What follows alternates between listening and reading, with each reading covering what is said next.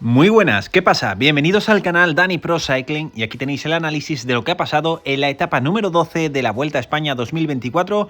Una etapa, como ya comentábamos ayer, monopuerto con un final en alto, perfecto para una fuga, pero también podríamos ver algo de la clasificación general. Ahora iremos comentando las cosas que han sucedido en el día de hoy, después de que también ayer vimos como los favoritos nuevamente se movieron y recortaron tiempo a O'Connor, algo que está siendo recurrente, no quizás en los puertos largos y constantes, sino más bien en los puertos muy duros y con rampas muy altas, donde parece ser que O'Connor sufre más que como hemos dicho en esos puertos largos, y dos grandes favoritos para recortar ese tiempo como son Primož Roglič y también Enric Mas, que lo veíamos muy contento en el día de ayer debido a esas sensaciones que estaban teniendo y sobre todo estos días que vienen ahora que pintan muy bien para esa clasificación general. Así que todo preparado para un nuevo día en la Vuelta a España en esta segunda y tercera semana donde está plagada de montaña, y aquí veíais el perfil que, si os fijáis, no era una etapa demasiado larga, 137 kilómetros y solo un puerto de primera categoría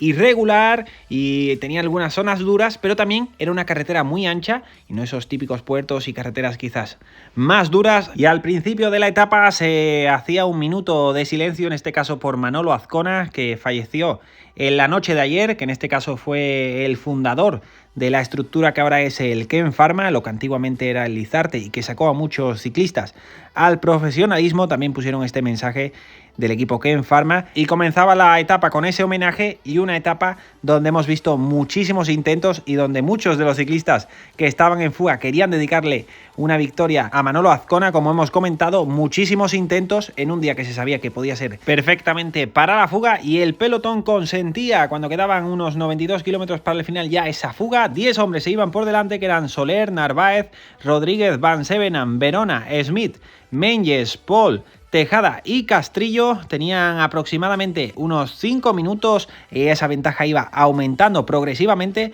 Como hemos dicho, en el pelotón daban por bueno que estos hombres pudieran disputar la victoria, porque Tejada era el que estaba más cerca en la clasificación general y estaba a más de 17 minutos, que en este caso no era una ventaja que pusiera en peligro el maillot rojo de Ben O'Connor, así que tenían bastante ventaja, llegaban al sprint intermedio que no se disputaba. Lo importante era la etapa. También en el final vimos como el Red Bull Bora se ponía a meter un poco de ritmo cuando la ventaja estaba sobre los 9 minutos, y también al llegar al puerto todos los equipos queriendo entrar bien colocados, aunque era un puerto donde se podía ir con bastante facilidad. Empezaban los ataques en la fuga, que se iban a jugar la victoria, y era Carlos Verona. En 2 ocasiones lo intentó y en 2 ocasiones el que le cerraba el hueco por detrás era Marc Soler. Parecían que eran los dos que estaban con más fuerza, y en un momento de pausa el que atacaba era Pablo Castrillo, el ciclista del Ken Pharma, y nadie le seguía. Había pasado momentos de dificultad anteriormente y muchos no lo veían quizás como un rival. Saltaba Smith, el campeón de Suiza, en este caso a por él, que salía con mucha fuerza. Ahí veíamos esas diferencias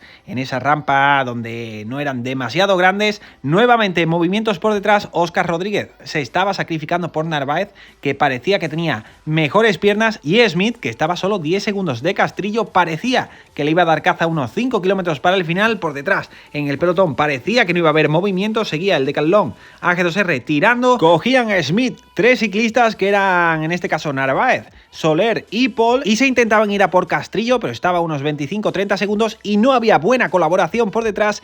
Iban pasando los kilómetros, Castrillo lo daba todo, pero se veía también que sufría en el final. Saltaba Paul, que parecía que le podía coger, pero en esos últimos metros seguía aguantando y alzaba los brazos Pablo Castrillo en una victoria importantísima, en este caso para el Ken Pharma y también para él personalmente, que ha sido protagonista en muchos días anteriores, y también podía dedicar esta victoria a Manolo Azcona. Una victoria importantísima para ellos, además con un sabor especial que los veíamos a todos muy emocionados. Analizamos las clasificaciones. Primero el top 10 con Castrillo, Paul, Soler, Smith, Narváez, Van Zevenand, Tejada, Verona, Menyes y Rodríguez. Clasificación general sin cambios. Hoy no ha habido ataques. O'Connor a 3.16 Roglič, Mas 3.58, Carapaz 4.10, Landa 4.40, Rodríguez 5.23, Lipovic 5.29, Yates 5.30 al igual que Félix Gall, y Bennett a 5.46. Clasificación de la montaña para Yates, empatado a puntos con Van Aert. Mañana puntos en juego. Clasificación del mejor joven para Carlos Rodríguez, 6 segundos con Lipovic y 1.18 con Skilmos. Clasificación de los puntos para Van Aert